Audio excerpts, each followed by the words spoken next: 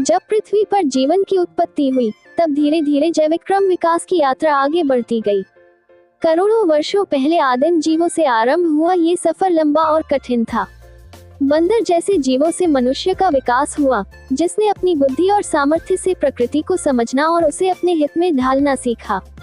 यही मानव विकास की गाथा है, जिसे पुरातत्व, जीवाश्म और अवशेषों से जाना जा सकता है।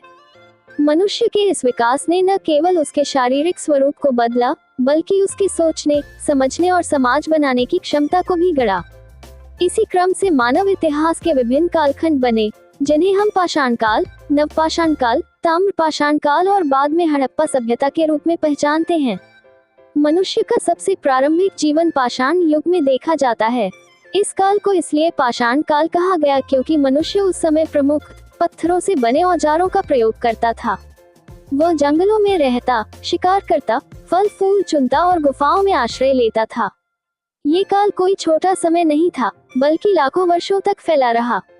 मानव सभ्यता की जड़ें इसी काल में हैं। पाषाण काल को 3 मुख्य चरणों में बांटा गया है: पुरापाषाण काल, मध्यपाषाण काल और नवपाषाण काल। पुरापाषाण काल सबसे प्राचीन और लंबा चरण था। ये काल लगभग 20 लाख वर्ष पूर्व से लेकर 10,000 ईसा पूर्व तक माना जाता है। इस समय मनुष्य शिकारी संग्रह करता था। वह प्रकृति पर निर्भर था और औजार भी असभ्य व असंवर्धित थे। हाथ में पकड़े जाने वाले बड़े बड़े पत्थर के टुकड़े उसके जीवन के सहायक बनते। यही औजार शिकार करने, जानवर काटने और रक्षा करने में उपयोगी थे।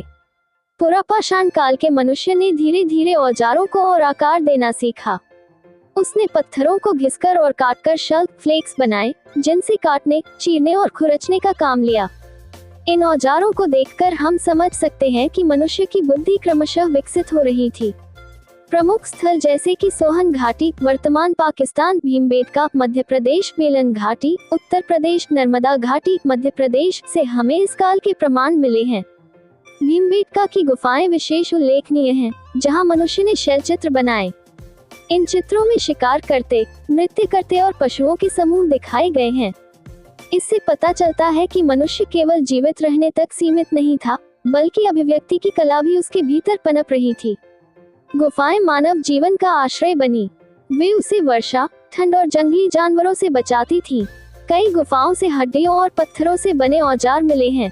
भीमबेटका की गुफाओं में बने चित्र लाल और सफेद रंगों से बनाए गए, जिनमें पेड़ पौधे, पशु, नृत्य और युद्ध के दृश्य अंकित हैं।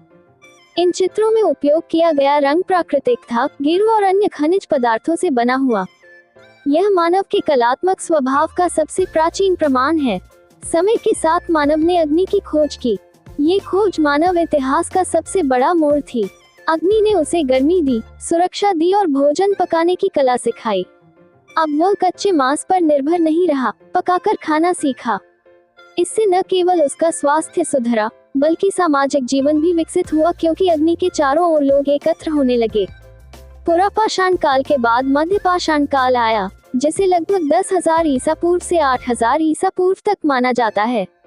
इस काल में जलवायु में परिवर्तन हुआ, हिमयुग समाप्त हुआ और गर्म व शुष्क परिस्थितियां बनने लगी। जंगलों का स्वरूप बदला, नए प्रकार के पशु पक्षी उभरे। मनुष्य ने भी अपनी जीवन शैली बदली। अब उसने सूक्ष्म औजार बनाए, जिन्हें माइक्रोलिथ कहते हैं।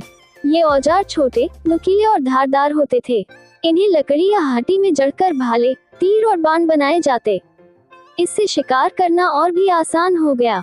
मध्यपाषाण काल में मनुष्य ने पहली बार पशुपालन और स्थायी बस्तियों का संकेत दिया। उसने कुत्ते को अपना साथी बनाया और खेती के प्राथमिक प्रयोग भी आरंभ किए। अब जीवन केवल शिकार और संग्रहण पर निर्भर नहीं था, बल्कि धीरे धीरे खाद्य उत्पादन की दिशा में कदम बढ़ रहे थे। इसके बाद आया नवपाषाण काल, जो मानव सभ्यता का एक निर्णायक चरण था। ये काल लगभग 8,000 ईसा पूर्व से 4,000 ईसा पूर्व तक माना जाता है। इस समय मनुष्य ने खेती करना और पशुओं का व्यवस्थित पालन करना सीखा। अब वो खाना बदोश नहीं रहा, बल्कि स्थायी बस्तियों में बसने लगा। इससे समाज का स्वरूप बदल गया। उसने मिट्टी के बर्तन बनाना सीखा और इन्हें पकाकर मजबूत किया। ये बर्तन अन्न भंडारण और जल रखने के काम आते थे। इसी काल में चाक का प्रयोग शुरू हुआ और बर्तनों पर सजावट भी दिखाई दी। नवपाषाण काल में औजार भी और विकसित हुए। अब औजारों को केवल पत्थर काटकर नहीं बनाया जाता था, बल्कि उन्हें घिसकर चिकना और धारदार किया जाता था। इससे हल, दरांती और अन्य कृषि उपकरण बने। गुफाओं की बजाय अब लोग मिट्टी और लकड़ी के घरों में बसने लगे। बस्तियां बनने से सामाजिक संगठन भी विकसित हुआ। परिजन और परिवार एक जगह रहते, सामूहिक कार्य करते और सामाजिक रीति रिवाज बनने लगे। इस काल से हमें गुफाओं में कुछ अद्भुत चित्र मिले हैं, जिनमें खेती बाड़ी, पशुपालन और सामूहिक जीवन के दृश्य दिखाई देते हैं। बेलन घाटी, महाग्रा, चिरांद, दैमाबाद आदि प्रमुख स्थल हैं, जो नवपाषाण जीवन की झलक दिखाते हैं। पूर्वोत्तर भारत के मेघालय में नरसिंहगढ़ और दक्षिण भारत के ब्रह्मागिरी, पिकलेहल, मास्की आदि स्थल नवपाषाण संस्कृति के प्रमाण देते हैं। इसी काल में मनुष्य ने सबसे पहले धातु से परिचय पाया। उसने तांबे का प्रयोग करना सीखा और ताम्रपाषाण काल का सूत्रपात हुआ। तांबे का उपयोग औजार बनाने में किया जाने लगा, परंतु पत्थर के औजार अभी भी चलते रहे। यही कारण है कि इसे ताम्रपाषाण काल कहा गया, जिसमें तांबा और पत्थर दोनों के औजार साथ साथ चलते थे। इस काल में समाज और भी संगठित हुआ। खेती और पशुपालन व्यवस्थित हुए। लोग व्यापार करने लगे और अतिरिक्त अन्न का भंडारण संभव हुआ।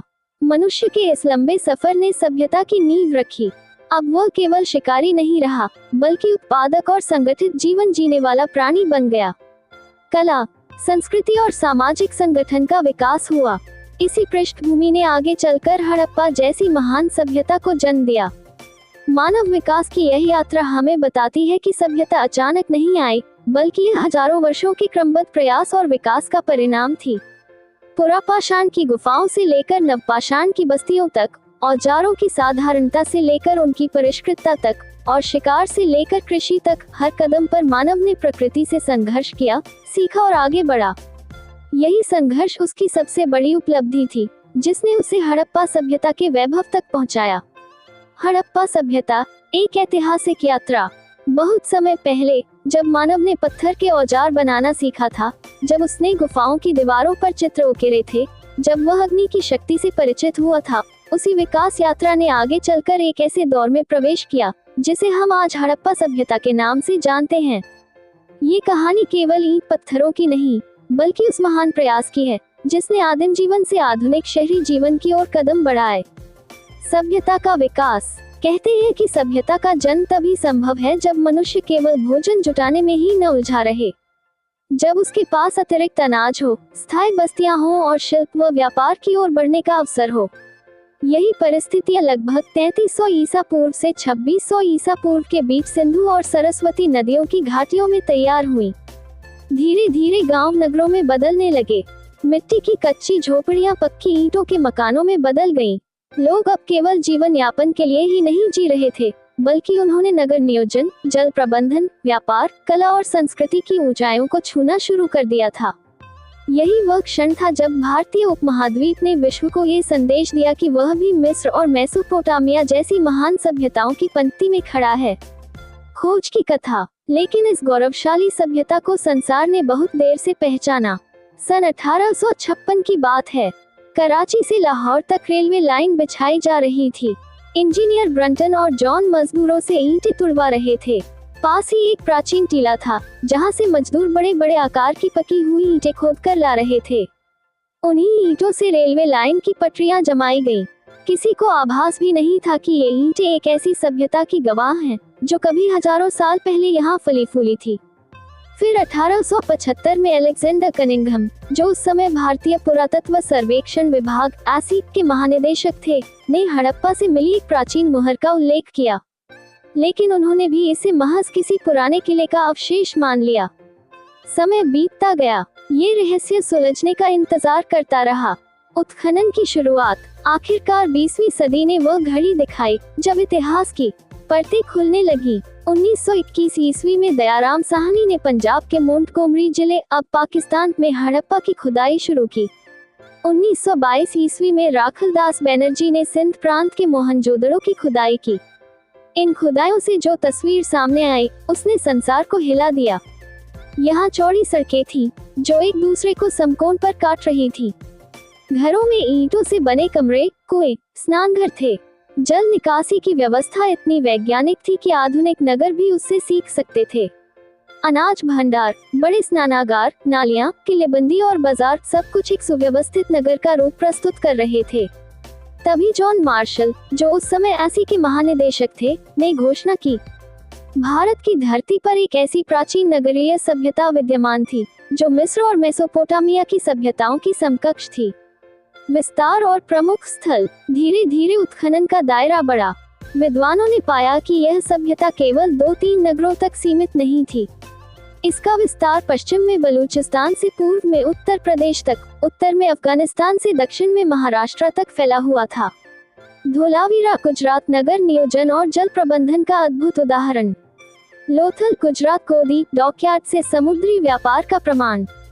कालीबंगा राजस्थान कृषि के प्रमाण और अग्निकुंड। राखीगढ़ी हरियाणा सबसे बड़ा हड़प्पा स्थल। चन्हूदरो, बनावली, अमरी, रंगपुर, सुरकोटरा अनेक स्थलों ने इस सभ्यता की बहुआयामी झलक दी। विद्वानों के विचार एक बहस। इतिहास केवल अवशेषों का अध्ययन नहीं है, यह उन पर आधारित व्याख्याओं का भी संसार है। हड़प्पा सभ्यता को समझने में अनेक विद्वानों ने अपने अपने मत प्रस्तुत किए। 1. जॉन मार्शल, उन्होंने कहा कि यह सभ्यता नगरीय जीवन की चरम उपलब्धि थी। उनकी नजर में यह मिस्र और मेसोपोटामिया की समकक्ष थी। 2. अर्नेस्ट मैके, उन्होंने दैनिक जीवन, आभूषण और खिलौनों पर विशेष बल दिया। उनके अनुसार ये केवल नगरीय ही नहीं बल्कि सांस्कृतिक रूप से समृद्ध सभ्यता थी। 3. स्टुअर्ट पिगॉट, उनका मत था कि यह चालकोलिथिक युग से नगरीय जीवन की ओर संक्रमण का प्रतीक है। 4. मोर्टिमर व्हीलर, उन्होंने किलेबंदी और सुरक्षा पर ध्यान दिया। उन्होंने यह विचार भी प्रस्तुत किया कि इसका पतन आर्यों के आक्रमण से हुआ। 5. अमलानंद घोष, उन्होंने इस सभ्यता का विस्तार राजस्थान और गुजरात तक सिद्ध किया। 6. बी लाल, उनका मानना था कि यह सभ्यता अचानक समाप्त नहीं हुई बल्कि धीरे धीरे उत्तर वैदिक संस्कृति में रूपांतरित हो गई। 7. आर राव, उन्होंने लोथल से समुद्री व्यापार के प्रमाण दिए और इस सभ्यता को प्रमुख वाणिज्यिक सभ्यता बताया। 8. ग्रेगरी पोसेल, उन्होंने आधुनिक दृष्टिकोण से इसे अर्ली अर्बन सोसाइटी कहा और इसके पतन के लिए बहुकारण सिद्धांत प्रस्तुत किया। पतन की गुत्थी थी, हर सभ्यता की तरह हड़प्पा सभ्यता भी अमर नहीं रही, लेकिन इसके पतन को लेकर विद्वानों में मतभेद हैं। वीर ने कहा आर्यों का आक्रमण, मार्शल ने कहा बाढ़ और प्राकृतिक आपदाएं, फेयर सर्विस ने कहा नदियों का मार्ग बदलना। बी लाल ने कहा क्रमिक रूपांतरण, पोसेल ने कहा जलवायु परिवर्तन, रोग, व्यापारिक संकट और सामाजिक अव्यवस्था सबने मिलकर इस सभ्यता को कमजोर किया। सभ्यता की धरोहर, आज जब हम हड़प्पा सभ्यता की बात करते हैं तो केवल ईंट पत्थरों की बात नहीं करते बल्कि उस विरासत की भी बात करते हैं जिसने हमें सिखाया नगर नियोजन कैसा हो, जल निकासी व्यवस्था कैसे बने, स्वच्छता और स्वास्थ्य का महत्व क्या है, व्यापार और कला कैसे विकसित हो। हड़प्पा सभ्यता केवल प्राचीन भारत की नहीं बल्कि संपूर्ण मानवता की धरोहर है।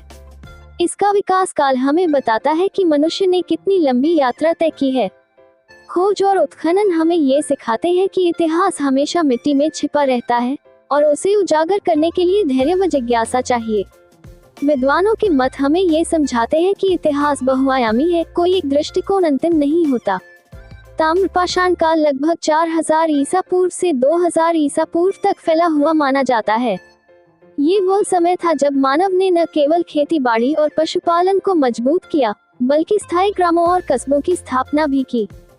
समाज का संगठन और जटिल हुआ, व्यापार ने आकार लेना शुरू किया और धार्मिक मान्यताओं की भी नींव पड़ी। ताम्रपाषाण संस्कृति के प्रमुख स्थल भारत में विभिन्न क्षेत्रों में फैले हुए हैं।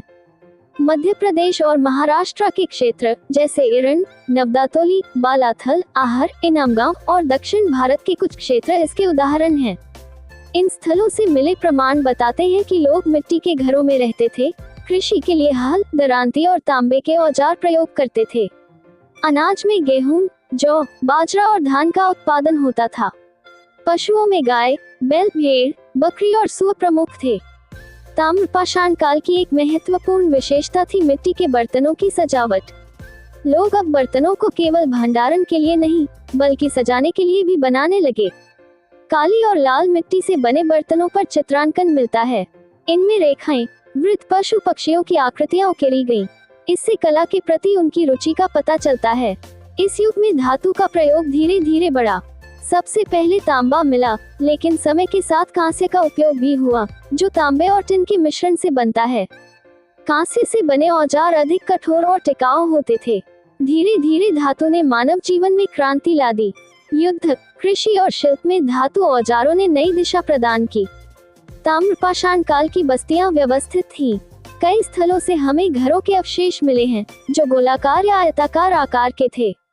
उनमें अनाज रखने के लिए गड्ढे और मिट्टी के पात्र भी मिले।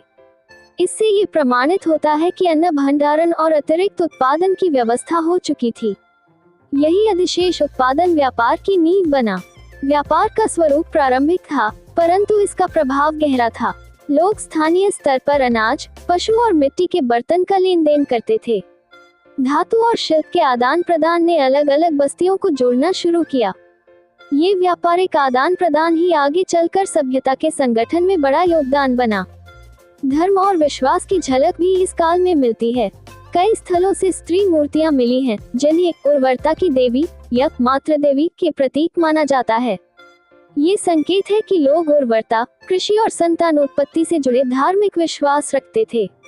इस तरह धार्मिक आस्था का अंकुरण इसी काल में हुआ। कला और संस्कृति भी प्रगति पर थी। गुफाओं और दीवारों पर चित्रकारी का क्रम जारी रहा। साथ ही मूर्तिकला के प्रमाण भी मिले। ये दर्शाता है कि मनुष्य अब केवल जीवन निर्वाह तक सीमित नहीं था, बल्कि सौंदर्य और प्रतीकात्मकता को भी महत्व देने लगा था। ताम्रपाषाण काल की यह प्रगति धीरे धीरे एक ऐसी भूमि तैयार कर रही थी जहां एक संगठित, विकसित और शहरी सभ्यता का जन्म हो सके। जैसे जैसे मनुष्य का जीवन स्थायी होता गया, वैसे वैसे उसकी आवश्यकताएं भी बढ़ी। अनाज के अधिशेष से व्यापार बढ़ा, व्यापार से संगठन और संपर्क बने, संपर्क से नए विचार और तकनीकें आईं। यही क्रम आगे चलकर सिंधु सरस्वती या हड़प्पा सभ्यता के उद्भव का आधार बना। अब हम देखते हैं कि लगभग 2600 ईसा पूर्व के आसपास उत्तर पश्चिम भारत और पाकिस्तान के क्षेत्र में एक महान सभ्यता उभरकर सामने आई। इसे हड़प्पा सभ्यता या सिंधु घाटी सभ्यता कहा जाता है। ये सभ्यता केवल भारत की नहीं, बल्कि विश्व की प्राचीनतम सभ्यताओं में से एक थी। मेसोपोटामिया और मिस्र की सभ्यताओं की तरह ये भी शहरी सभ्यता थी, जिसमें नगर नियोजन, धातु शिल्प, व्यापार, कला, संस्कृति और धार्मिक जीवन सब कुछ विकसित था। हड़प्पा सभ्यता का उद्भव कोई आकस्मिक घटना नहीं थी, बल्कि यह नवपाषाण और ताम्रपाषाण युग की क्रमिक प्रगति का परिणाम थी। जब मानव ने स्थायी बस्तियां बसाईं, जब उसने धातु का प्रयोग सीखा, जब उसने व्यापार और धार्मिक विश्वासों को अपनाया, तभी एक ऐसी सामाजिक और सांस्कृतिक भूमि तैयार हुई जिसमें हड़प्पा जैसी नगरीय सभ्यता जन्म ले सकती थी।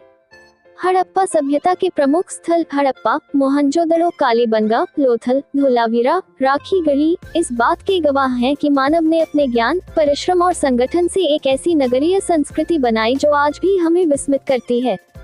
लेकिन इस भाग में हम केवल उसके उद्भव की ओर ध्यान देंगे। ये सभ्यता सिंधु नदी और उसकी सहायक नदियों, साथ ही सरस्वती नदी के तटों पर विकसित हुई। उपजाऊ मैदान, सिंचाई के साधन, व्यापारिक मार्ग और धातुओं की उपलब्धता ने इसे प्रोत्साहन दिया। धातुओं की खोज ने शिल्प और उद्योग को जन्म दिया। मिट्टी के बर्तनों पर चित्रांकन, मोहरे और गहनों का निर्माण समाज की प्रगति को दर्शाता है। यही वह काल था जब मानव ने पहली बार मोहरों का प्रयोग किया। हड़प्पा सभ्यता की मोहरें प्रायः स्टीटाइट से बनी होती थी। इन मोहरों पर पशु पक्षियों की आकृतियां और लिपि अंकित होती थी। मोहरों का उपयोग व्यापारिक लेन देन और पहचान के लिए होता था। ये संगठन और प्रशासन की परिपक्वता का प्रमाण है। इस प्रकार ताम्रपाषाण काल से हड़प्पा सभ्यता की ओर यह यात्रा मानव की निरंतर प्रगति का प्रतीक है। ये बताती है कि सभ्यता कोई अचानक प्रकट होने वाली वस्तु नहीं, बल्कि हजारों वर्षों की खोज, प्रयोग और संघर्ष का परिणाम है। ताम्रपाषाण काल के खेतों से लेकर हड़प्पा के विशाल नगरों तक, मिट्टी के घरों से लेकर पक्की ईंटों की इमारतों तक, साधारण मिट्टी के बर्तनों से लेकर नक्काशीदार मोहरों तक, हर कदम मानव की जिजीविषा और सृजनशीलता का प्रतीक है।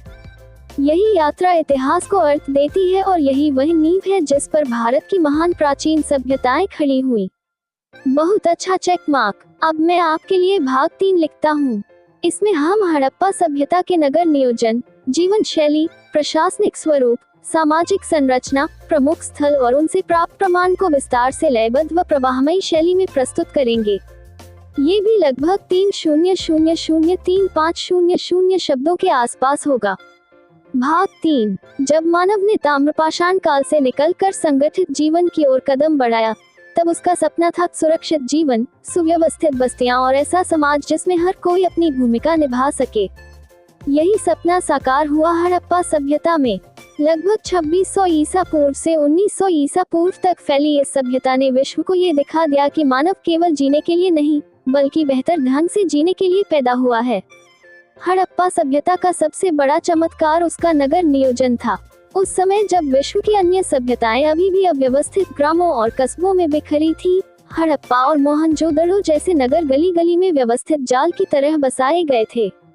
गलियां सीधी, एक दूसरे को काटती हुई, चौड़ी और संकरी का सुव्यवस्थित संतुलन, ये सब नगर नियोजन की अद्भुत कला का प्रमाण है। ईंटों से बने मकान, पक्की दीवारें और जल निकासी की ऐसी व्यवस्था थी जो आज भी आधुनिक नगरों के लिए मिसाल है। मोहनजोदड़ो का विशाल स्नानागार विश्व में अपनी तरह का अनूठा उदाहरण है। यह एक पक्के ईंटों से बना हुआ जलकुंड था, जिसमें सीढ़ियां उतरने के लिए बनी थी और चारों ओर स्नान के बाद कपड़े बदलने के लिए कमरे थे। इससे स्पष्ट होता है कि स्नान और शुद्धता केवल व्यक्तिगत नहीं, बल्कि सामाजिक और धार्मिक महत्व का हिस्सा थी। स्नानागार यह भी बताता है कि वहां कोई ऐसा प्रशासन अवश्य था जो इतनी बड़ी संरचना को बनवाता और उसका रखरखाव करता। नगरों में मकान ईंटों से बने थे और प्रायः 2 मंजिल के होते थे।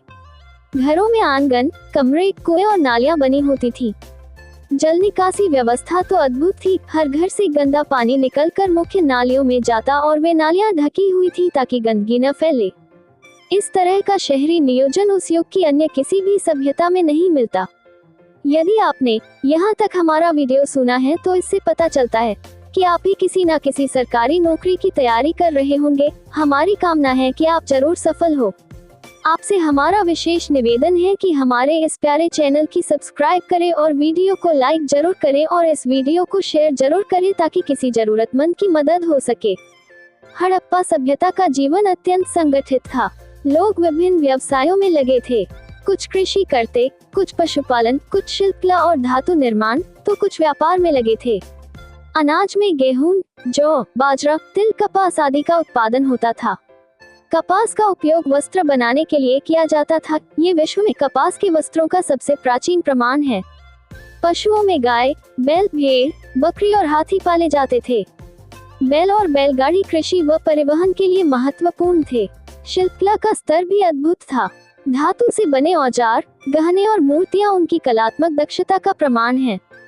तांबे और कांसे की मूर्तियां विशेष प्रसिद्ध हैं। मोहनजोदड़ो से मिली नर्तकी की कांस्य प्रतिमा आज भी उनकी कला और शिल्प का सबसे बड़ा उदाहरण मानी जाती है। ये प्रतिमा एक युवती को दर्शाती है जिसका शरीर लचीला और आकर्षक है, हाथ में चूड़ियां और चेहरे पर आत्मविश्वास है। ये केवल शिल्प नहीं, बल्कि उस समाज की मानसिकता का भी चित्रण है जहां स्त्रियां जीवन का सक्रिय हिस्सा थी। हड़प्पा से मिली एक अन्य मूर्ति योगी जैसी आकृति है, जो किसी देवता का प्रतिनिधित्व करती है। इस मूर्ति में ध्यानस्थ अवस्था में एक पुरुष दिखाया गया है, जिसके चारों ओर पशुओं की आकृतियां हैं। इसे बाद में पशुपति महादेव से जोड़ा गया। इससे ये संकेत मिलता है कि हड़प्पावासी धार्मिक आस्था रखते थे और प्रकृति तथा पशुओं को पूजनीय मानते थे। मोहरों की दुनिया भी हड़प्पा सभ्यता का अद्भुत पक्ष है। स्टियाटाइट से बनी इन मोहरों पर पशु पक्षियों जैसे बैल, गैंडा, हाथी, बाघ, भैंस आदि की आकृतियां उकेरी गईं। इन पर अंकित लिपि आज तक अपठित है, लेकिन विद्वान मानते हैं कि यह प्रशासन और व्यापार से संबंधित थी। मोहरें व्यापारिक वस्तुओं की पहचान और प्रमाण पत्र के रूप में प्रयोग होती थी। यह इस बात का प्रमाण है कि हड़प्पावासी व्यापार में उन्नत और संगठित थे। व्यापार केवल आंतरिक ही नहीं, बल्कि बाहरी देशों तक फैला हुआ था। मेसोपोटामिया के अवशेषों में हड़प्पा की मोहरें मिली हैं, वहीं हड़प्पा से मेसोपोटामिया की वस्तुएं मिली। ये बताता है कि समुद्री मार्ग और थल मार्ग दोनों से उनका व्यापार चलता था। गुजरात का लोथल तो व्यापारिक केंद्र ही था, जहां जहाजों को बांधने के लिए गोदी डॉकयार्ड बनी थी। ये विश्व की सबसे प्राचीन गोदियों में से एक है। सामाजिक जीवन भी संतुलित था। लोग मकानों में परिवार सहित रहते थे। घरों का आकार उनके सामाजिक स्तर को दर्शाता है। छोटे घर सामान्य जन के, बड़े और विशाल घर संभवतः समृद्ध वर्ग के थे।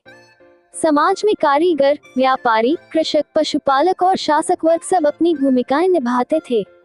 प्रशासन का स्वरूप भले ही हमें प्रत्यक्ष रूप से ज्ञात न हो, क्योंकि लिपि अपठित है, लेकिन नगर नियोजन, विशाल संरचनाएं और संगठित जीवन से स्पष्ट है कि वहां कोई संगठित सत्ता अवश्य थी।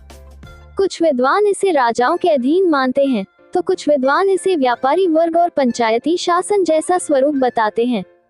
धार्मिक जीवन प्रकृति और उर्वरता पर आधारित था। स्त्री मूर्तियों से मातृ देवी की पूजा का प्रमाण मिलता है। पशुपति जैसी आकृति से शिव की आदिम कल्पना झलकती है। वृक्ष, पशु और प्रजनन से जुड़े प्रतीक भी पूजनीय थे। अग्नि पूजन और जल पूजन की परंपरा भी रही होगी। हड़प्पा के प्रमुख स्थलों ने इस सभ्यता के विविध रूप सामने रखे। हड़प्पा से अनाज भंडारण की व्यवस्था और कंकाल मिले, जो महामारी का संकेत देते हैं। मोहनजोदड़ो से स्नानागार, नर्तकी की प्रतिमा और महल जैसे भवन मिले। कालीबंगा राजस्थान से अग्निकुंड और जले हुए खेतों के प्रमाण मिले, जो कृषि और यज्ञ की परंपरा को दर्शाते हैं। लोथल गुजरात से गोदी, व्यापारिक गोदाम और आभूषण निर्माण केंद्र मिले। धोलावीरा गुजरात से नगर नियोजन और जल प्रबंधन की अद्भुत तकनीकें मिली। राखीगढ़ी हरियाणा सबसे बड़े स्थलों में से एक है, जिसने इस सभ्यता के विस्तार को और स्पष्ट किया। हड़प्पा सभ्यता का नगर जीवन केवल भौतिक समृद्धि तक सीमित नहीं था। वहां संस्कृति, कला और धार्मिक जीवन का संतुलित विकास हुआ। ये सभ्यता मानव इतिहास का वह सुनहरा पृष्ठ है जिसने दुनिया को बताया कि संगठित समाज और सुव्यवस्थित नगर कैसे बनाए जा सकते हैं। सभ्यता का वास्तविक वैभव केवल उसकी इमारतों या नगर नियोजन में ही नहीं, बल्कि उसकी कला और संस्कृति में झलकता है। हड़प्पा सभ्यता की पहचान केवल स्नानागारों और ईंटों के मकानों से नहीं होती, बल्कि उससे कहीं गहरी है। ये पहचान उसके लोगों की कलात्मक सोच, उनके शिल्प, उनकी धातुकला और उनके सौंदर्य बोध से जुड़ी है। यही कारण है कि हड़प्पा को विश्व की सबसे परिपक्व और संतुलित सभ्यताओं में गिना जाता है। हड़प्पा सभ्यता में धातुओं का प्रयोग एक विशेष उपलब्धि थी। यहाँ तांबा, कांसा, सोना, चांदी और सीसा जैसी धातुएं ज्ञात थी। लौह धातु का ज्ञान नहीं था। तांबे और कांसे का उपयोग औजार और हथियार बनाने में किया जाता था। खुरपी, दरांती, कुल्हाड़ी, भाले, तीर तलवार जैसी वस्तुएं तांबे और कांसे से बनी। सोने और चांदी का उपयोग गहनों और अलंकरण में होता था। सोने के आभूषण मोहनजोदड़ो और लोथल से मिले हैं, जिनमें हार, कंगन, झुमके, मोती और मणियों की माला सम्मिलित हैं। ये दर्शाता है कि धातु शिल्प में हड़प्पा वासी कितने दक्ष थे। हड़प्पा सभ्यता के लोग केवल व्यवहारिक औजार ही नहीं बनाते थे, बल्कि सौंदर्य की दृष्टि से भी धातु का प्रयोग करते थे। कांसे की प्रसिद्ध नर्तकी की प्रतिमा इसका उत्कृष्ट उदाहरण है। ये छोटी सी मूर्ति अपनी सूक्ष्मता और लयात्मकता से आज भी आश्चर्यचकित करती है। उसकी मुद्रा, उसके हाथों में चूड़ियां और उसका आत्मविश्वासी भाव हड़प्पा वासियों की कलात्मक सोच का जीवंत प्रतीक है। शिल्पकला हड़प्पा जीवन का महत्वपूर्ण अंग थी।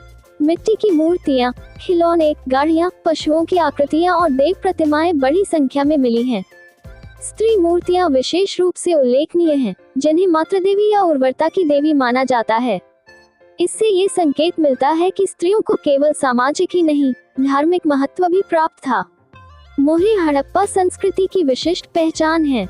ये प्रायः स्टियाटाइट से बनी होती थी और चौकोर या आयताकार आकार की होती। इन पर विभिन्न पशुओं की आकृतियां जैसे एक सींग वाला बैल, यूनिकॉर्न, गैंडा, हाथी, बाघ, भैंस आदि अंकित हैं। साथ ही इन पर एक अपठित लिपि भी पाई जाती है। ये लिपि अब तक रहस्य बनी हुई है, लेकिन यह माना जाता है कि इसका उपयोग व्यापारिक लेन देन, पहचान और प्रशासनिक उद्देश्यों के लिए किया जाता था। इन मुहारों का महत्व इस बात में है कि ये सभ्यता के संगठित जीवन और लिखित संचार की ओर संकेत करती हैं। मिट्टी और बर्तनों की कला भी अत्यंत परिष्कृत थी। लाल और काली मिट्टी के बर्तनों पर विभिन्न आकृतियां और डिजाइन बनाए जाते थे। ये बर्तन केवल उपयोगी ही नहीं, बल्कि कलात्मक दृष्टि से भी आकर्षक थे। कई बर्तनों पर ज्यामितीय आकृतियां, वृत्त, रेखाएं और पशु पक्षियों की आकृतियां उकेरी गईं। यह उनकी सौंदर्य प्रियता का प्रमाण है। आभूषण और वस्त्र भी हड़प्पा जीवन का अभिन्न हिस्सा थे। लोग हार, कंगन, झुमके, कमरबंद और चूड़ियां पहनते थे। आभूषण बनाने में स्वर्ण, रजत, अर्ध मूल्यवान पत्थरों और मणिकों का प्रयोग किया जाता था। मोहनजोदड़ो से मिली नर्तकी की मूर्ति पर चूड़ियां और गहने इसका प्रमाण देती हैं। कपास से वस्त्र बनाए जाते थे। ये विश्व में कपास वस्त्र का सबसे प्राचीन प्रमाण है। गुफाएं और शैल चित्र हड़प्पा सभ्यता के सीधे अंग नहीं थे, लेकिन भारतीय उपमहाद्वीप के अन्य भागों में ये परंपरा जारी रही। भीमबेटका जैसी गुफाओं से शैल चित्र मिले हैं, जिनमें शिकार, नृत्य और सामूहिक जीवन के दृश्य अंकित हैं। इन चित्रों में लाल और सफेद रंग का प्रयोग हुआ है। ये परंपरा बताती है कि कलात्मक अभिव्यक्ति केवल हड़प्पा तक सीमित नहीं थी, बल्कि भारत के विभिन्न हिस्सों में लोग अपनी जीवन गाथा को दीवारों पर उतार रहे थे। हड़प्पा सभ्यता की संस्कृति में संगीत और नृत्य का भी स्थान रहा होगा। नर्तकी की प्रतिमा इसका प्रमाण है। साथ ही कुछ मिट्टी की मूर्तियों में वाद्य यंत्रों जैसे ढोलक, वीणा या बांसुरी जैसी वस्तुओं का संकेत मिलता है।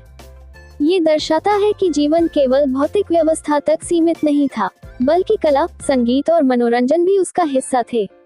खेल और खिलौने भी समाज के आनंद का हिस्सा थे। मिट्टी से बने रथ, गाड़ियाँ, बैल, चिड़िया और पासे जैसी वस्तुएं मिली हैं। ये बताता है कि बच्चे और बड़े दोनों खेल मनोरंजन का आनंद लेते थे। हड़प्पा सभ्यता की कला और संस्कृति केवल भौतिक वस्तुओं तक सीमित नहीं थी, बल्कि उसमें धार्मिक प्रतीकात्मकता भी झलकती थी। मातृ देवी की मूर्तियाँ, पशुपति जैसी आकृतियाँ और अग्निकुंड इसके उदाहरण हैं।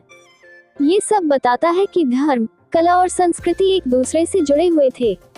प्रमुख स्थलों से प्राप्त कलात्मक प्रमाण: हड़प्पा, मिट्टी की स्त्री मूर्तियां और मोहरें। मोहनजोदड़ो, नर्तकी की प्रतिमा, पशुपति जैसी आकृतियां और स्नानागार। कालीबंगा, अग्निकुंड और जले हुए खेतों के प्रमाण। लोथल, आभूषण निर्माण केंद्र और मोहरें। धोलावीरा, नगर नियोजन और जल प्रबंधन के साथ कलात्मक पत्थर संरचनाएं। हड़प्पा सभ्यता की कला और संस्कृति का सार यह है कि उन्होंने जीवन को केवल जीने की प्रक्रिया न मानकर उसे सुंदर और सार्थक बनाने का प्रयास किया। उनके औजार जीवन निर्वाह के साधन थे, लेकिन उनकी मूर्तियां, मोहरें, आभूषण और चित्र उनकी संवेदनाओं और कल्पना का सजीव चित्रण थी। ये सभ्यता हमें ये सिखाती है कि सच्ची प्रगति केवल तकनीकी नहीं, बल्कि सांस्कृतिक और कलात्मक भी होती है। हड़प्पा की कला, संस्कृति और धातु शिल्प आज भी हमें प्रेरित करते हैं कि सभ्यता का वैभव केवल इमारतों में नहीं, बल्कि मनुष्य की रचनात्मकता और अभिव्यक्ति में निहित होता है। सभ्यता के वैभव और स्थायित्व का मूल आधार उसकी अर्थव्यवस्था होती है। यदि नगर नियोजन उसकी संरचना है, कला और संस्कृति उसका सौंदर्य है, तो अर्थव्यवस्था उसका जीवन रस है। हड़प्पा सभ्यता की नींव भी एक सुव्यवस्थित और संतुलित अर्थव्यवस्था पर टिकी थी। कृषि, हड़प्पा वासियों की मुख्य जीविका कृषि थी। सिंधु और उसकी सहायक नदियों की उपजाऊ घाटियों ने उन्हें भरपूर अवसर दिए। गेहूं और जौ सबसे प्रमुख अनाज थे। लोथल और रंगपुर से चावल के प्रमाण मिले हैं। हरियाणा के राखीगढ़ी और कालीबंगा से जौ और बाजरा जैसी फसलों के प्रमाण हैं। तिलहन और कपास भी बोई जाती थी। कपास की खेती का ये सबसे प्राचीन उदाहरण है, जिससे वस्त्र निर्माण हुआ।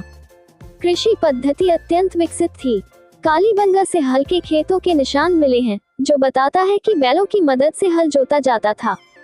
सिंचाई के लिए नहरों, कुओं और जलाशयों का प्रयोग होता था। धोलावीरा और लोथल से जल प्रबंधन की उत्कृष्ट व्यवस्था मिली है। कृषि केवल जीवन निर्वाह का साधन नहीं थी, बल्कि अधिशेष उत्पादन का भी स्रोत थी। अधिशेष अनाज भंडारित किया जाता था और व्यापार में उपयोग किया जाता था। यदि आपने यहाँ तक हमारा वीडियो सुना है, तो इससे पता चलता है कि आप भी किसी न किसी सरकारी नौकरी की तैयारी कर रहे होंगे। हमारी कामना है कि आप जरूर सफल हो। आपसे हमारा विशेष निवेदन है कि हमारे इस प्यारे चैनल की सब्सक्राइब करें और वीडियो को लाइक जरूर करें और इस वीडियो को शेयर जरूर करें, ताकि किसी जरूरतमंद की मदद हो सके। पशुपालन, हड़प्पावासी पशुपालन को कृषि के साथ जोड़कर चलते थे। गाय, बैल, भैंस, भेड़, बकरी और ऊंट प्रमुख पालतू पशु थे। हाथी और कुत्ते भी पालतू बनाए जाते थे। घोड़े के प्रमाण निश्चित रूप से नहीं मिले, लेकिन कुछ स्थलों से अस्थियां मिली हैं। पशुपालन केवल दूध और मांस तक सीमित नहीं था, बल्कि बैल और ऊंट खेती और परिवहन में काम आते थे। पशु उनके धार्मिक जीवन का भी हिस्सा थे, क्योंकि मोहरों और मूर्तियों पर पशुओं की आकृतियां अंकित मिलती हैं। शिल्प और धातु कला, हड़प्पा सभ्यता में शिल्पकला अर्थव्यवस्था का महत्वपूर्ण आधार थी। धातु शिल्प में तांबा और कांसा सबसे अधिक प्रयोग में आते थे। सोना और चांदी से आभूषण बनाए जाते थे। मोहनजोदड़ो से सोने की माला और हार मिले हैं। लोथल और धोलावीरा आभूषण निर्माण के प्रमुख केंद्र थे। मिट्टी के खिलौने, मूर्तियां, गाड़ियां, पशु आकृतियां और बर्तन बड़े पैमाने पर बनाए जाते थे। लाल भूरे मृद भांडों पर काले रंग की सजावट, ब्लैक ऑन रेड वारे उनकी विशिष्टता थी। हड़प्पावासी मनिकों के निर्माण में भी निपुण थे। कार्नेलियन, फैयांस और अर्ध मूल्यवान पत्थरों से मनके बनाए जाते थे, जिन्हें आभूषणों और व्यापार में इस्तेमाल किया जाता था। व्यापार और वाणिज्य। हड़प्पा सभ्यता की अर्थव्यवस्था का सबसे चमकदार पहलू उसका व्यापार नेटवर्क था। आंतरिक व्यापार, नगरों और गांवों के बीच अनाज, वस्त्र, मिट्टी के बर्तन और धातु की वस्तुओं का लेन देन होता था। बाहरी व्यापार, मेसोपोटामिया, सुमेर, ईरान और बहरीन जैसे क्षेत्रों से व्यापारिक संबंध थे। मेसोपोटामिया के शिलालेखों में मेलुहाहा नाम का उल्लेख मिलता है, जिसे सिंधु क्षेत्र माना जाता है। यहाँ से लकड़ी, हाथी दांत, मनके, सोना, चांदी और कीमती पत्थर निर्यात किए जाते थे। बदले में वे तांबा, टिन और अन्य धातुएं मंगाते थे। लोथल का बंदरगाह इस अंतर्राष्ट्रीय व्यापार का केंद्र था। यहाँ गोदी, डॉकयार्ड और गोदाम मिले हैं, जो समुद्री व्यापार की उन्नत व्यवस्था को दर्शाते हैं। मुद्रा और विनिमय प्रणाली। हड़प्पा वासियों के पास धातु के सिक्के नहीं थे। व्यापार में वस्तु विनिमय, बार्टर सिस्टम का प्रयोग होता था। मोहरी लेन देन और पहचान का साधन थी। इन पर अंकित प्रतीक और लिपि किसी प्रकार के लेखा जोखा या सीलिंग के लिए उपयोगी रहे होंगे। ये प्रणाली दर्शाती है कि हड़प्पावासी केवल उत्पादक ही नहीं थे, बल्कि संगठित व्यापारी और प्रबंधक भी थे। अर्थव्यवस्था की विशेषताएं।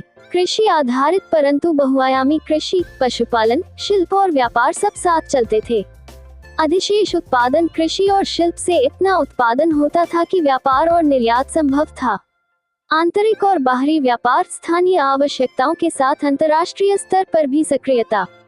विशेषज्ञता और विभाजन। अलग अलग लोग अलग अलग शिल्प और व्यवसायों में लगे थे। मुद्रा का अभाव, लेकिन उन्नत प्रबंधन, विनिमय और मोहरों की प्रणाली ने संगठन को सरल बनाया।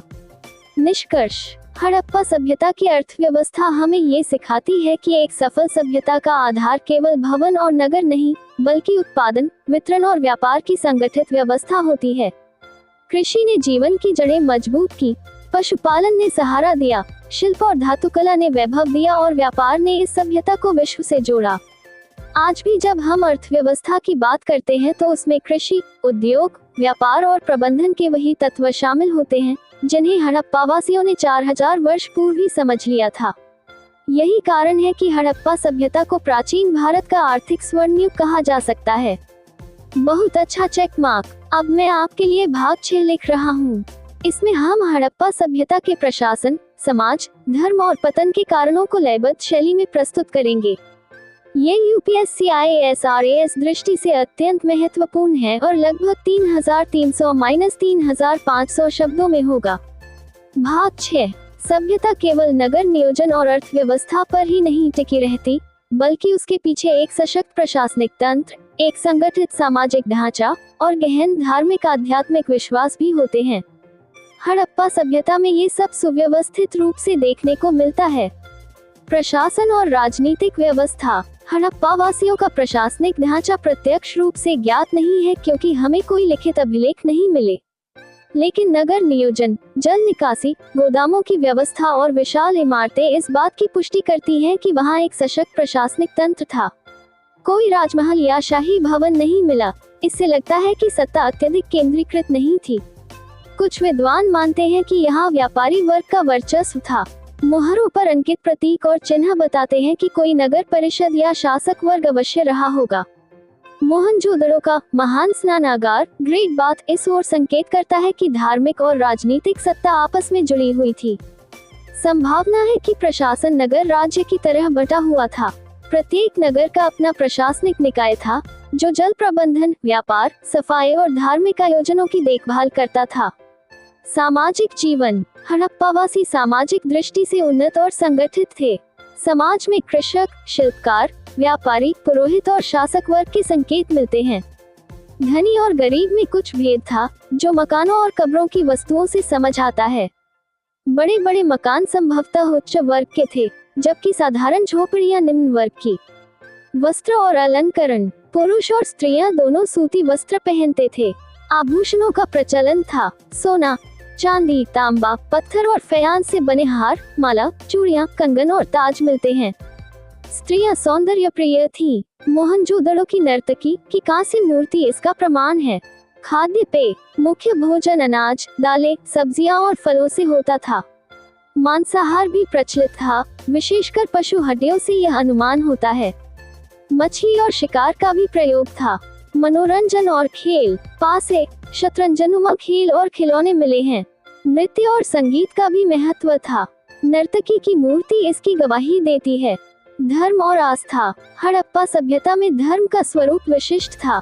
यहाँ हमें वैदिक देवताओं का सीधा प्रमाण नहीं मिलता, लेकिन उनकी धार्मिक धारणाएं भारतीय संस्कृति के मूल से जुड़ी हुई थी। मातृ देवी, मदर गॉडेस, मिट्टी की स्त्री मूर्तियां मातृ देवी की पूजा का संकेत देती हैं। यह उर्वरता और सृजन की प्रतीक थी। पशुपति महादेव, मोहरों पर सींग वाले देवता की आकृति मिलती है, जो योग मुद्रा में बैठा है और चारों ओर पशु दर्शाए गए हैं। इसे पशुपति महादेव का आदिम रूप माना जाता है। पवित्र वृक्ष और प्रतीक, पीपल वृक्ष, अश्वत्थ और पशु पक्षी धार्मिक प्रतीक माने जाते थे। स्वस्तिक चिन्ह भी मोहरों पर मिलता है। अग्नि और जल, अग्नि वेदी और स्नानागार ये बताते हैं कि जल और अग्नि दोनों पवित्र माने जाते थे। परलोक और शवदाह दफन, हड़प्पावासी परलोक में विश्वास करते थे। मृतकों को मिट्टी के बर्तन, आभूषण और अन्न साथ रखकर दफनाया जाता था। कहीं कहीं शवदाह के प्रमाण भी मिले हैं। लिपि और लेखन, हड़प्पा की लिपि अभी तक अपठित है। लगभग 400 चिन्हों वाली ये लिपि दाएं से बाएं लिखी जाती थी। मोहरों, ताम्रपत्रों और बर्तनों पर यह अंकित है। विद्वानों का मत है कि ये द्रविड़ या प्रोटो द्रविड़ भाषा का रूप हो सकती है। यदि ये लिपि पढ़ी जाती तो हमें हड़प्पा वासियों की राजनीति और धर्म का अधिक स्पष्ट ज्ञान होता। पतन के कारण इतनी महान और सुसंस्कृत सभ्यता अचानक क्यों लुप्त हो गई? विद्वानों ने अनेक कारण बताए हैं। भौगोलिक कारण, नदियों का मार्ग बदल गया। सरस्वती नदी का सूखना और सिंधु घग्गर तंत्र का परिवर्तन, बाढ़ और भूकंप ने नगरों को क्षति पहुंचाई। पर्यावरणीय कारण, अत्यधिक वनों की कटाई से भूमि बंजर हो गई। जलवायु में शुष्कता बढ़ी, जिससे कृषि असफल हुई। आर्थिक कारण, व्यापारिक मार्ग बदल गए। मेसोपोटामिया से संपर्क घट गया। शिल्प और उत्पादन में गिरावट आई। सामाजिक कारण, वर्ग भेद और असमानता से समाज कमजोर हुआ। नगर राज्यों के बीच संघर्ष हुए होंगे। आक्रमण का सिद्धांत, कुछ विद्वान आर्यों के आक्रमण को कारण मानते थे, लेकिन आधुनिक पुरातत्व कहता है कि इसका प्रमाण नगण्य है। अधिक संभावना प्राकृतिक और आर्थिक कारणों की ही है। सभ्यता का मूल्य केवल उसके नगरों और अर्थव्यवस्था से नहीं आंका जाता, बल्कि उसकी कला और संस्कृति से भी समझा जाता है। यही कला और स्थापत्य भविष्य की पीढ़ियों के लिए प्रेरणा का स्रोत बनती है। हड़प्पा सभ्यता की सांस्कृतिक धरोहर भी ऐसी ही है, जिसने भारतीय संस्कृति को गहरे स्तर पर प्रभावित किया। मूर्तिकला और प्रतिमाएं, हड़प्पा सभ्यता की मूर्तिकला हमें उनकी कलात्मक अभिरुचि और सामाजिक जीवन की झलक दिखाती है। मोहनजोदड़ो की नर्तकी, कांसे से बनी यह मूर्ति लगभग 11 सेंटीमीटर की है। इसके हाथों में चूड़ियां और देह की मुद्रा नृत्य की भावभंगिमा प्रस्तुत करती है। यह उस समय की धातु ढलाई तकनीक और स्त्री सौंदर्य की धारणा का उदाहरण है। याजक या पुरोहित की प्रतिमा, मोहनजोदड़ो से मिली यह मूर्ति दाढ़ी वाले पुरुष की है। उसने अलंकृत चादर ओढ़ी हुई है और गंभीर मुद्रा में है। इसे उस समय के धार्मिक या सामाजिक नेतृत्व का प्रतीक माना जाता है। मिट्टी और पत्थर की मूर्तियां, मातृ देवी की मूर्तियां सर्वाधिक मिली हैं।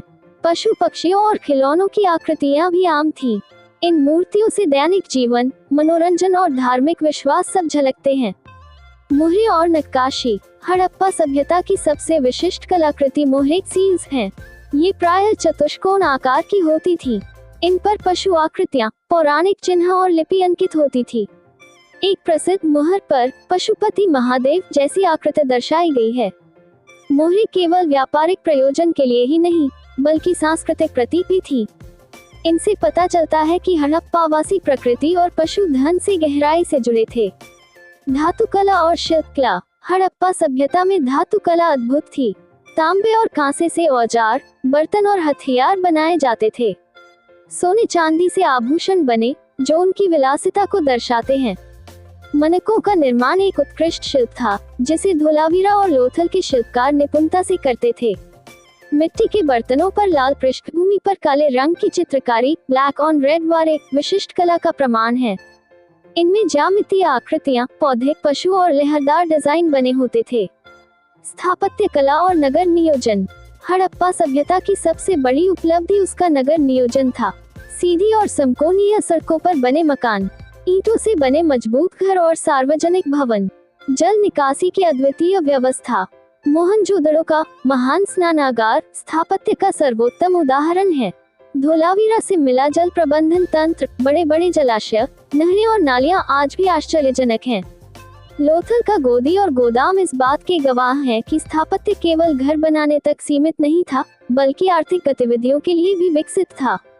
चित्रकला और शैल चित्र। यद्यपि हड़प्पा सभ्यता से हमें गुफा चित्र उतने प्रचुर नहीं मिले जितने बाद के काल में भीमबेटका से मिलते हैं, फिर भी मिट्टी के बर्तनों और मोहरों पर चित्रांकन मिलता है। पशुओं, पक्षियों, वृक्षों और प्रतीकों की छवियां बनी हैं। ज्यामितीय डिजाइन भी महत्वपूर्ण थे। ये स्पष्ट है कि हड़प्पावासी चित्रकला को सजावट और प्रतीकात्मकता दोनों के लिए प्रयोग करते थे। संगीत और नृत्य। प्रत्यक्ष प्रमाण भले कम हो, पर नर्तकी की मूर्ति और मिट्टी की बनी नृत्य करती आकृतियां बताती हैं कि संगीत और नृत्य उनकी संस्कृति का अभिन्न हिस्सा थे। मिट्टी के बने छोटे ढोल और बांसुरीनुमा वस्तुएं भी मिली हैं। इससे यह अनुमान लगाया जाता है कि ताल और धुन का ज्ञान उन्हें था। सांस्कृतिक प्रभाव। हड़प्पा सभ्यता की सांस्कृतिक धरोहर ने आगामी भारतीय सभ्यताओं को गहराई से प्रभावित किया। धर्म। मातृ देवी की पूजा आगे चलकर शक्ति उपासना में रूपांतरित हुई। पशुपति की अवधारणा बाद में शिव की पूजा के रूप में विकसित हुई। पवित्र वृक्ष और प्रतीक भारतीय संस्कृति का हिस्सा बन गए। शिल्प और कला। मिट्टी के बर्तन, धातु शिल्प और मन के निर्माण की परंपरा आगे भी जारी रही। वैदिक और उत्तर वैदिक काल में भी यह शिल्पकारी दिखाई देती है। नगर नियोजन। सीधी सड़कों और जल निकासी की अवधारणा ने आगे की सभ्यताओं को प्रेरणा दी। मौर्य और गुप्त काल के नगरों में इसका प्रभाव देखा जा सकता है। सामाजिक जीवन। वस्त्र, आभूषण और मनोरंजन की परंपराएं भारतीय समाज का हिस्सा बनी। स्त्रियों की भूमिका और सौंदर्य बोध का प्रभाव आगे भी दिखा। भारतीय सभ्यता पर प्रभाव। हड़प्पा सभ्यता लुप्त हो गई, लेकिन उसकी संस्कृति नष्ट नहीं हुई। वैदिक सभ्यता में अनेक परंपराएं समाहित हो गईं। कृषि पद्धति, पशुपालन और शिल्पकारी हजारों वर्षों तक चलती रही। धार्मिक प्रतीक और देवी देवता भारतीय संस्कृति की नींव बने। सांस्कृतिक आदान प्रदान ने भारत की विविधता और एकता की भावना को जन्म दिया। निष्कर्ष। हड़प्पा सभ्यता की कला और संस्कृति केवल प्राचीन स्मारक नहीं है, बल्कि भारतीय जीवन की जड़ों में समाहित हैं। उसकी मूर्तियां मानव सौंदर्य और आस्था की झलक देती हैं। उसकी मोहरें व्यापार और धर्म दोनों का प्रतीक हैं। उसका स्थापत्य आज भी इंजीनियरिंग का अद्भुत नमूना है, और उसका सांस्कृतिक प्रभाव आज भी हमारी परंपराओं, पूजा पद्धतियों और जीवन शैली में दिखाई देता है। यही कारण है कि हड़प्पा सभ्यता को केवल एक पुरातात्विक खोज नहीं, बल्कि भारतीय संस्कृति की आद्य धारा कहा जाता है। इतिहास की धारा में कुछ सभ्यताएं केवल एक युग का प्रतिनिधित्व करती हैं, लेकिन कुछ सभ्यताएं ऐसी होती हैं जो आने वाले सहस्राब्दियों तक मानव जीवन को दिशा देती हैं। हड़प्पा सभ्यता ऐसी ही महान धारा है जिसने भारतीय संस्कृति, समाज और सभ्यता को गहरे स्तर पर प्रभावित किया। हड़प्पा सभ्यता की प्रमुख विशेषताएं। एक समग्र दृष्टि, कालक्रम और विस्तार। ये सभ्यता लगभग 2600 ईसा पूर्व से 1900 ईसा पूर्व तक विकसित रही। इसका विस्तार उत्तर पश्चिम भारत, पाकिस्तान और अफगानिस्तान तक था। हड़प्पा, मोहनजोदड़ो, धोलावीरा, लोथल, राखीगढ़ी, कालीबंगा इसके प्रमुख नगर थे। नगर नियोजन और स्थापत्य। सुव्यवस्थित सड़कें, ईंटों से बने मकान, जल निकासी की उत्कृष्ट व्यवस्था। मोहनजोदड़ो का महान स्नानागार, धोलावीरा का जल प्रबंधन और लोथल की गोदी स्थापत्य के अद्भुत उदाहरण हैं। अर्थव्यवस्था। कृषि, पशुपालन, शिल्प और व्यापार पर आधारित। गेहूं, जौ, चावल, कपास की खेती। मेसोपोटामिया और सुमेर से समुद्री और थल मार्गों से व्यापार। मन के धातु, आभूषण और मिट्टी के बर्तन इनके शिल्प कौशल के प्रतीक। समाज। वर्गों का विभाजन। कृषक, व्यापारी, शिल्पकार, शासक। स्त्रियां सौंदर्य प्रिय और अलंकार प्रिय थीं। भोजन में अनाज और मांस दोनों का उपयोग। खेलों और मनोरंजन की परंपरा। धर्म और आस्था। मातृ देवी की पूजा, पशुपति महादेव का आदिम रूप। वृक्ष, पशु और प्राकृतिक शक्तियां पवित्र मानी जाती थी। जल और अग्नि का महत्व, परलोक और शवदाह दफन की परंपरा। लिपि और मोहरें, लगभग 400 चिन्हों वाली अपठित लिपि। मोहरों पर पशु प्रतीक और पौराणिक आकृतियां, स्वस्तिक और अन्य धार्मिक प्रतीकों का प्रयोग। कला और संस्कृति, कांस्य की नर्तकी और याजक की प्रतिमा मूर्तिकला के श्रेष्ठ उदाहरण। मिट्टी के बर्तनों पर काले लाल डिजाइन। मनकों और आभूषणों का निर्माण। संगीत और नृत्य की परंपरा। पतन, नदियों का मार्ग बदलना, सरस्वती का सूखना, जलवायु परिवर्तन। बाढ़, भूकंप और कृषि संकट। व्यापारिक मार्गों में परिवर्तन, धीरे धीरे नगरों का परित्याग और ग्रामीण जीवन की ओर वापसी। यदि आपने यहाँ तक हमारा वीडियो सुना है तो इससे पता चलता है कि आप भी किसी न किसी सरकारी नौकरी की तैयारी कर रहे होंगे। हमारी कामना है कि आप जरूर सफल हो। आपसे हमारा विशेष निवेदन है कि हमारे इस प्यारे चैनल की सब्सक्राइब करें और वीडियो को लाइक जरूर करें और इस वीडियो को शेयर जरूर करें ताकि किसी जरूरतमंद की मदद हो सके। कमेंट करना ना भूलें। हड़प्पा सभ्यता का भारतीय संस्कृति पर प्रभाव। धर्म और आस्था, मातृ देवी और पशुपति की पूजा आगे चलकर शक्ति और शिव परंपरा में समाहित हुई। वृक्ष और पशु प्रतीक आज भी भारतीय धार्मिक जीवन का हिस्सा हैं। सामाजिक जीवन, वस्त्र, आभूषण, मनोरंजन और खेल परंपराएं आगे की सभ्यताओं में जीवित रही। अर्थव्यवस्था और शिल्प, कृषि पद्धति, पशुपालन और शिल्पकला भारतीय समाज की रीढ़ बने रहे। कपास की खेती और वस्त्र निर्माण की परंपरा विश्व में भारत की पहचान बनी। नगर नियोजन, स्वच्छता और जल प्रबंधन की परंपरा भारतीय नगरों को प्रेरित करती रही। यूपीएससी IAS RAS दृष्टि से हड़प्पा सभ्यता। परीक्षा में अक्सर पूछे जाने वाले बिंदु। हड़प्पा सभ्यता की कालावधि और प्रमुख स्थल। नगर नियोजन की विशेषताएं। महान स्नानागार, धोलावीरा का जल प्रबंधन, लोथल की गोदी। प्रमुख फसलें और कृषि पद्धति। मातृ देवी, पशुपति और धार्मिक प्रतीक। हड़प्पा लिपि और मोहरों की विशेषताएं। कला, कांस्य नर्तकी, याजक की मूर्ति, मिट्टी के बर्तन। पतन के कारण और आधुनिक शोध। संभावित प्रश्न, हड़प्पा सभ्यता की नगर व्यवस्था को आधुनिक दृष्टि से क्यों अद्वितीय माना जाता है? हड़प्पा वासियों की धार्मिक मान्यताओं और वैदिक धर्म में समानताओं व भिन्नताओं पर चर्चा कीजिए। धोलावीरा और लोथल की खोजों का महत्व बताएं। हड़प्पा सभ्यता के पतन के प्रमुख कारण क्या थे?